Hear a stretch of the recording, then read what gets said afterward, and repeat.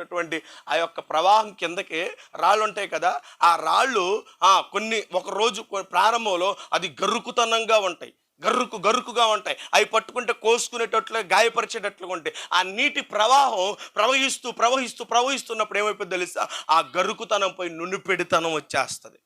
ఇక గరుకుండదు, ఆ కోసుకునే తనం ఉండదు, దాని దగ్గరికి వెళ్ళి చిరాకు పడవసలు. ఇక రాయిని పట్టుకున్నా ఒకటే, ఆ నీటి ప్రవాహాన్ని తాగిన ఒకటి, మృదుత్వానికి వచ్చేస్తూ ఉంటుంది. ఎందుకని ఆ కఠినమైనటువంటి రాయ ఆ నీటి ప్రవాహానికి తన గతిని మార్చుకుంది. రోజు చుక్క తన మీద నీటి ప్రవాహం వెళుతూ ఉండగా ఆ గరుకుతనం అనేది ఏమవుతుంది తెలుసా, నిదానంగా కోసివేయబడుతుంది. ఎన్ని సంవత్సరాల వాక్య ప్రవాహం మన మీదకి వచ్చినా, ఎన్ని సంవత్సరాల వాక్య ప్రవాహం మన మీద గుండా వెళ్ళినా, ఏమండి, కాస్తంతైనా మనలో ఆ మార్పు రాల, కాస్తంతైనా మార్పు మనలో రాల.